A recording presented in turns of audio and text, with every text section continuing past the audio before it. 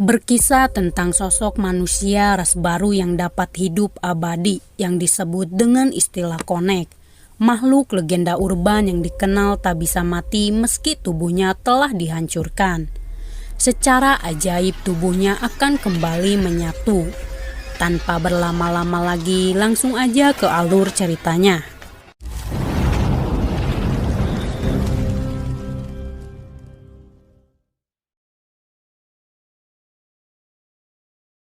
Pada suatu malam, scene diawali dengan seorang pria bernama Ha Dong-su yang sedang berjalan di tengah malam sambil menyanyikan lagu ciptaannya. Namun di tengah perjalanannya tiba-tiba mobil berhenti di hadapannya. Muncullah seorang pria yang sangat menyukai tatapan mata dari Dong-su. Tiba-tiba Dong-su diculik oleh sekelompok orang tak dikenal yang ternyata mereka adalah pedagang organ manusia. Dong-su menjadi salah satu korban dari kejahatan mereka.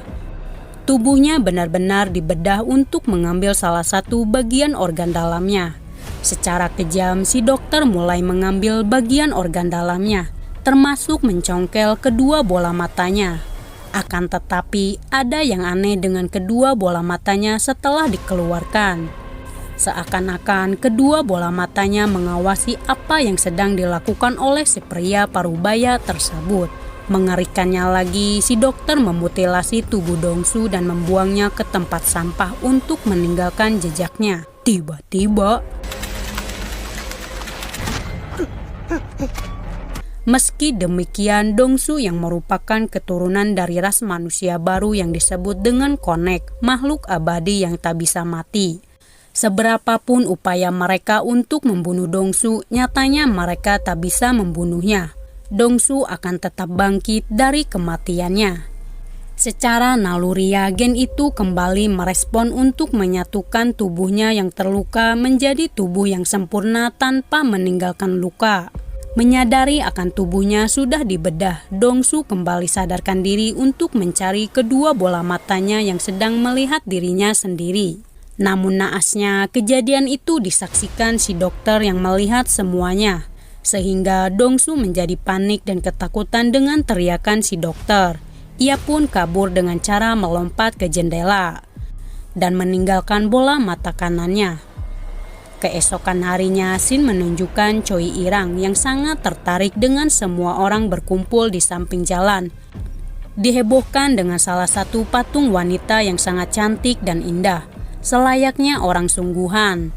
Ia juga tak mau ketinggalan untuk mengabadikan momen emas tersebut. Keadaan berubah dengan patung itu tiba-tiba menangis darah, dan itu adalah jasad manusia. Nampak hadir sosok Dong-su di tengah keramaian menyaksikan kejadian itu. Polisi yang menangani kasus mengerikan itu tak habis pikir dengan pemikiran si pembunuh, memperlihatkan hasil karya seninya yang indah dan cantik, sekaligus mengerikan, yang dikenal dengan karya seni mayat, dengan si pelaku melakukannya pada manusia langsung. Setelah diselidiki, detektif Choi menemukan salah satu petunjuk dengan si pelaku menunjukkan simbol huruf inisial PL. Di tempat berbeda, Dong-su menerima kenyataan pahit jika sekarang ia hanya memiliki satu mata. Mau tak mau ia harus menutupi matanya dengan pelindung mata. Ia buat sendiri agar orang-orang di sekitarnya tidak ketakutan dengan kondisinya. Terlepas dari kejadian yang tragis itu, Dong-su masih menjalani aktivitasnya sedia kala tanpa beban sedikit pun, walau kenyataannya sangatlah pahit. Seperti yang dilakukannya saat ini memainkan gitar membuat suasananya menjadi senang. Akan tetapi Dong-su mendadak kesakitan yang amat menyiksanya setelah matanya dicongkel. Anehnya, Dong-su melihat seseorang di tempat berbeda sedang menjalani aktivitasnya. Penglihatannya teralihkan ketika ia melihat gambar zodiak dan terfokus pada huruf inisial PL. Sayangnya itu tidak lama dengan si lelaki itu meneteskan cairan mata, sehingga koneksi Dong-su dan si lelaki itu akhirnya terputus. Saat itulah Dong-su menyadari matanya telah dicuri oleh seorang pemburu organ manusia dan ditransplantasi ke orang lain. Ia pun menyesalinya sekarang karena pergi tanpa mengambil bola mata kanannya. Di samping itu, para polisi terus dihebohkan dengan kasus karya seni mayat terus bermunculan. Kali ini sasarannya adalah seorang pria. Pembunuh berantai terus menebar teror di tengah masyarakat. Kabarnya detektif Choi bisa mengendus pelakunya dengan ia menunjukkan tanda mimisan, menandakan kalau nalurinya tak pernah meleset dengan si pelaku berhasil terungkap. Kehidupan Dong-soo benar-benar tragis dengan ia kerap disebut sebagai seorang monster. Karena terlahir berbeda dari orang-orang, dengan kelebihannya adalah manusia abadi. Sejak kecil, Dong-soo kerap mendapat intimidasi dari teman-temannya. Dong-soo kali ini tak terima dengan bosnya disakiti oleh orang lain. Ia sudah menganggapnya sebagai ayahnya sendiri. Pemuda bengal itu memalak si kakek tua. Hal itu menjadi dalam masalah bagi Dong-soo. Ia pun dikeroyok oleh mereka. Bahkan dianggap sebagai monster karena wajahnya sangat mengerikan.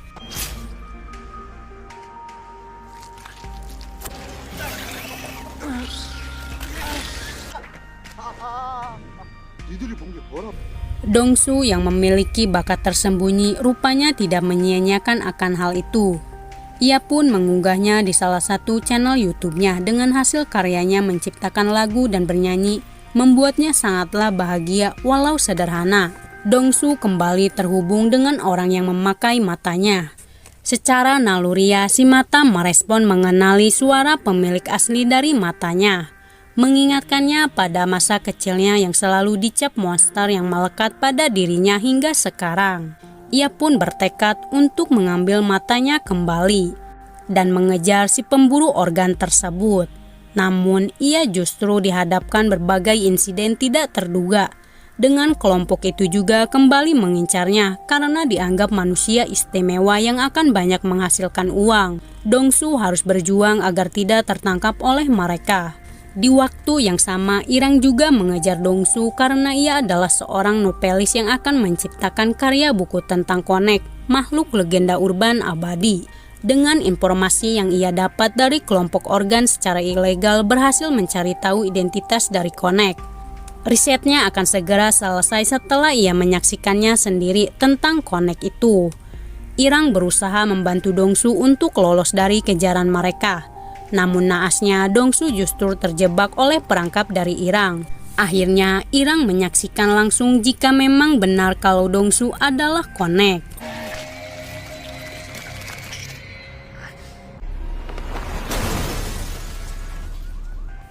Dong-soo pun berhasil lolos dari kejaran mereka. Sementara itu, mata Dong-soo yang dicuri ternyata ditransplantasikan kepada Oh Jin-sup. Jin-sup sendiri dipandang sebagai karyawan yang teladan, sopan, dan kompeten di tempat kerjanya. Bahkan, ia dikenal memiliki kemampuan luar biasa memecahkan masalah perusahaan. Sekaligus dikenal sebagai rekan kerja ideal untuk banyak orang. Tetapi sosoknya sangatlah misterius. Namun, di balik topeng itu, ia adalah seorang pembunuh berantai berdarah dingin yang memamerkan pembunuhannya di depan publik dengan istilah karya seni mayat.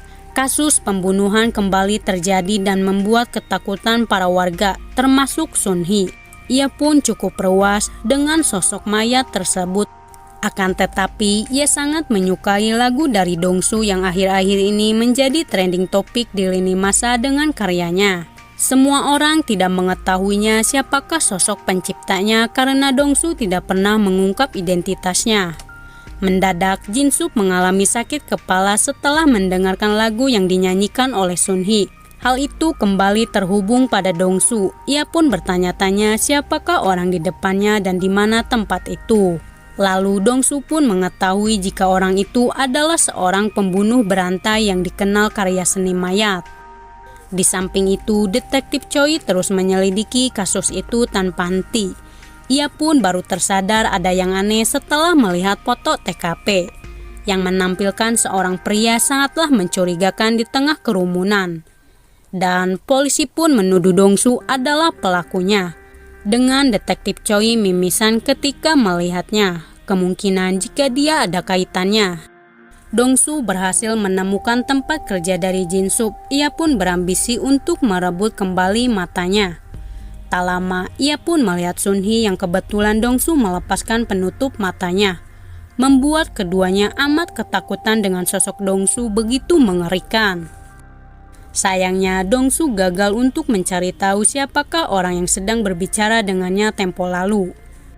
Di tempat berbeda, Jinsup yang pesan makanan merasa kesal dengan gelas yang digunakannya kurang bersih dan memiliki bau cungur. Ia pun sedikit kesal sekaligus menunjukkan sifat psikopatnya, serta mencari mangsa untuk misi selanjutnya. Tak lama kemudian, Sunhee dan kawan-kawan datang untuk bergabung makan siang bersama Jinsup. Lagi-lagi keduanya saling terhubung karena Jinsup kesakitan mendengar lagu itu. Dongsu akhirnya bisa melihat jika Jinsup berada di salah satu restoran. Namun itu tidak mudah bagi Dongsu, ia harus melacaknya sendiri di mana keberadaan mereka. Dengan rumah makan itu terlalu banyak di area tersebut. Sayangnya ia terlambat datang dengan Jinsup sudah pergi, tapi keduanya tanpa sengaja tabrakan. Dongsu dengan cepat menanyakannya langsung siapakah orang yang duduk di kursi ini. Mereka pun salah paham terhadap Dongsu yang mereka pikir jika Dongsu adalah seorang penguntit. Untuk kesekian kalinya Dongsu gagal menemukan Jinsup. Singkatnya, di malam hari Dongsu mendatangi salah satu ahli horoskop untuk memastikan satu hal tentang gambar di belakang ibu itu. Dan apa maksud dari simbol dari huruf PL yang ternyata berhubungan dengan planet Pluto dan planet Venus. Si ibu itu mengatakan saat beberapa planet berkumpul pada suatu sudut dalam batasan yang sama, itu disebut dengan konjungsi. Jika Venus adalah simbol kecantikan dan seni, maka Pluto adalah melambangkan kehancuran dan regenerasi. Dengan kata lain, Dongsu pun akhirnya mengerti apa yang dijelaskan oleh ibu ini.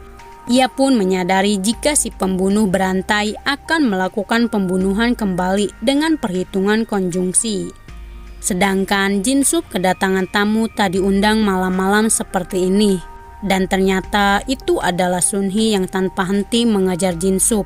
Sejak awal Sunhee sangat tertarik dengan sosok Jinsup. Walau memiliki sifat misterius namun tetap memikat hatinya. Dengan nyali yang sangat besar, Sunhee memberanikan dirinya untuk mengajaknya berwisata malam-malam ke hutan rimbunan becek gak ada ojek cu. Singkatnya, keduanya pun bersenang-senang semalaman dan begadang. Karena lelah setelah wisata malam-malam, lantas Sunhee pun kehausan. Ia pun mencari air minum sambil tengok ke kanan dan ke kiri. Begitu bersihnya rumah dari rekan kerjanya tersebut. Sunhee yang kepo mulai mencari tahu apa yang dilakukan oleh Jinsup seusai bekerja. Lalu ia pun memasuki ruangan kerja Jinsup dan menemukan buku sketsanya. Sontak saja ia pun terdiam melihat sketsa gambar Jinsup sama persis dengan kasus karya seni mayat, menduga jika dia adalah pelakunya.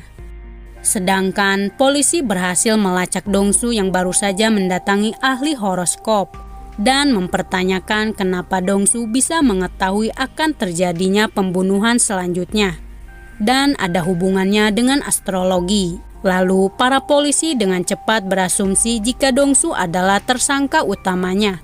Bahkan Dongsu kini masuk DPO dengan Dongsu berada di TKP. Publik kembali dihebohkan lagi untuk kesekian kalinya dengan teror pembunuh berantai. Kali ini korbannya adalah emak-emak. Di samping itu, Sunhee menjadi ruas dengan gambar yang semalam ia lihat kini terpampang nyata di jejaring sosial. Dongsu yang datang kembali menyaksikan karya seni mayat itu membuat nyawanya kembali terancam dengan sekelompok geng organ memburunya. Tak mau ketinggalan, para polisi juga ikut mengejarnya yang sedang dikejar-kejar oleh komplotan geng organ. Ia harus berjuang mati-matian agar tidak tertangkap. Kali ini Dongsu berhasil melawannya. Dan tiba-tiba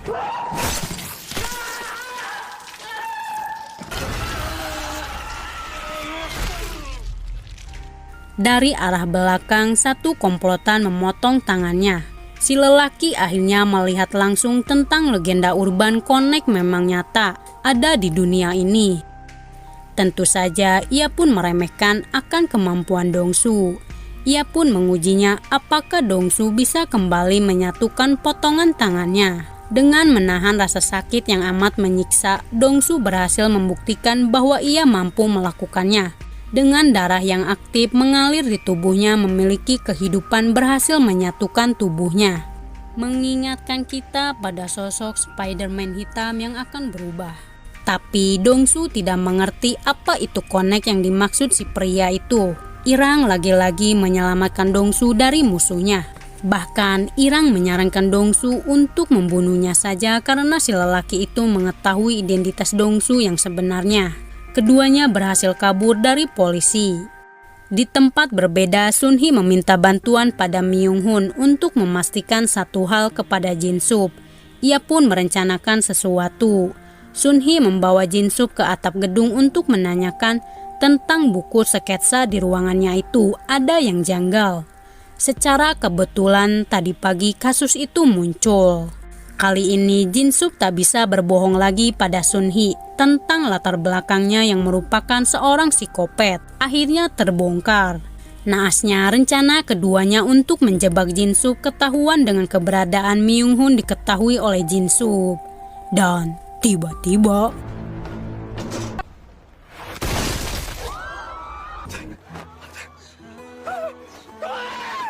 di waktu yang bersamaan, Dongsu kembali terhubung pada Jin-sup. Ia pun melihat kejadian mengerikan yang sedang dilakukan oleh Jin-sup membunuh keduanya. Walau Sunhee sudah memohon ampun untuk tidak dibunuh, pada akhirnya Jin-sup yang merupakan seorang psikopat pastinya membunuhnya karena tak ingin penyamarannya terbongkar. Dongsu pun histeris melihat kejadian tersebut. Akan tetapi Jin-sup menyadari jika lagu itu ada hubungannya dengan rasa sakit kepala yang ia alami.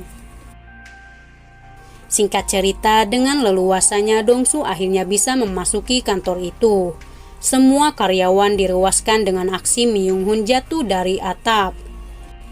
Bahkan Ji-young juga direwaskan dengan matinya Sunhee secara mengenaskan. Dongsu berhati-hati untuk tidak ketahuan oleh orang-orang di sekitarnya dengan ia memasuki gedung itu. Lalu Dongsu melihat Jin-sup keluar dari tangga darurat menuju toilet. Sayangnya ia gagal menemukan Jin-sup dan malah menemukan orang lain yang ia pikir itu adalah pelakunya. Jin-sup yang sejak tadi di toilet mendengar semua perkataan dari Dongsu. Dengan tatapan dinginnya Jin-sup melukai Dongsu.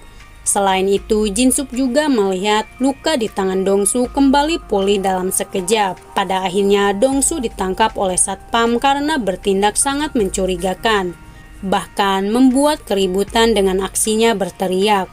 Naasnya, penutup mata itu terlepas karena Ji-young berpikir jika Dongsu adalah pelakunya. Semua orang ketakutan dengan wajah dari Dongsu sangatlah mengerikan. Hal itu menjadi tanda tanya di benak Jin-sup. Kenapa Dongsu bisa mengetahui aksinya? Padahal ia melakukannya sendirian. Jin-sup bersandiwara apa yang sebenarnya terjadi. Dengan semua orang panik dan ketakutan, ia pun terus mempertanyakan kenapa Dongsu mengetahui semuanya. Lalu Jin-sup pun tersadar jika Dongsu tak memiliki mata satu dan ada kaitannya dengan hubungan transplantasi mata tersebut.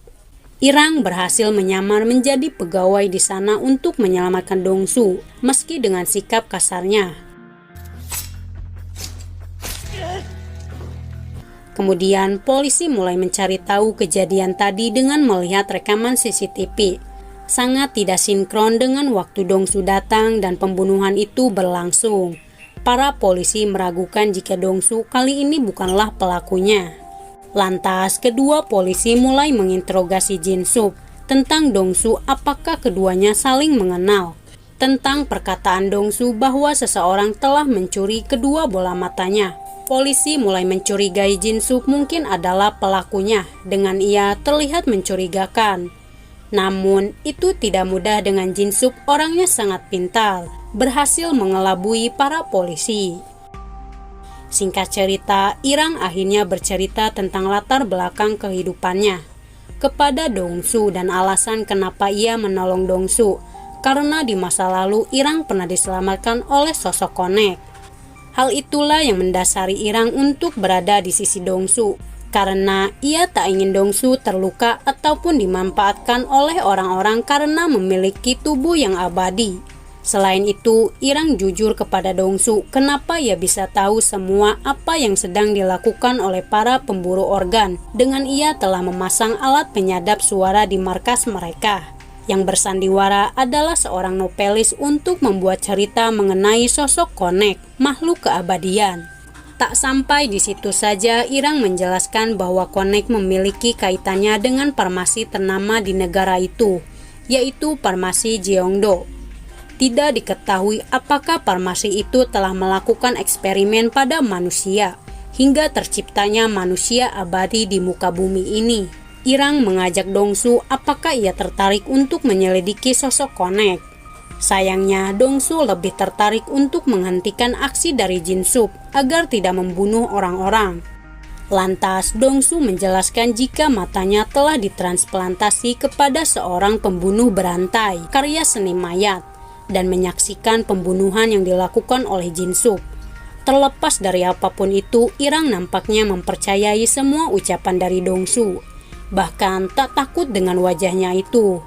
Sekaligus menyarankan Dongsu untuk memakai kacamata hitam karena lebih keren daripada sebelumnya. Kini Dongsu mengetahui jika dirinya menjadi DPO polisi. Tiba-tiba Dongsu kembali terkoneksi pada Jinsup. Dan begitu juga dengan Jinsup mengetahui jika Dongsu adalah pencipta lagu dari Gitar Kesepian yang akhir-akhir ini menjadi viral. Mata dari Dongsu secara naluriah merespon lagu dari pemiliknya, sehingga rasa sakit yang mereka alami saling terhubung. Namun itu hanya bisa dilakukan oleh Dongsu yang bisa melihat penglihatan dari Jinsup jika ia mendengarkan lagu tersebut. Sehingga keduanya berasumsi jika Jinsup mungkin sedang mengincar dari Dongsu. Di pagi harinya, Dongsu merasa senang dengan lagu yang ia ciptakan di aransemen oleh musisi J yang sangat terkenal itu. Bahkan mengakui jika itu lebih bagus dari rekaman aslinya. Semua orang sangat penasaran dengan sosok di belakang lagu itu.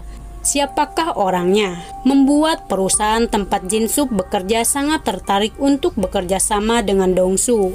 Meski demikian, Jinsup tak menyerah begitu saja. Ia justru mengajak penyanyi J untuk bekerja sama dengannya. Singkat cerita, Irang mengetahui jika Jinsup mengidap penyakit kanker stadium akhir. Sayangnya, aksi penyadapan akhirnya terbongkar oleh komplotan geng organ. Sehingga kini nyawanya dalam bahaya dengan mereka merencanakan sesuatu pada Irang. Tak lama ia pun mengatakannya pada Dongsu bahwa Jinsup akan mati karena penyakit yang ia derita. Tiba-tiba Dongsu kembali terhubung pada tubuh Jinsup yang menggambarkan sketsa dan menuliskan bahwa Jinsup kali ini akan mendatanginya dan menemukannya sekaligus memintanya untuk menunggu. Selain itu, Dongsu melihat sketsa berikutnya yang memperlihatkan ketiga bocil yang akan jadi korban selanjutnya. Lantas, ia pun bertindak dengan cepat untuk menyelamatkan ketiganya dengan caranya sendiri. Tetapi, ia mendengar lagunya dinyanyikan oleh orang lain. Rasa sakit itu kembali muncul dan terhubung pada Jinsup, yang ternyata sedang mengawasi gerak-gerik dari Dongsu. Sayangnya, Dongsu tak bisa mengejarnya karena detektif Choi menangkapnya. Sedangkan Jinsup kembali mendatangi tempat malpraktek itu. Tiba-tiba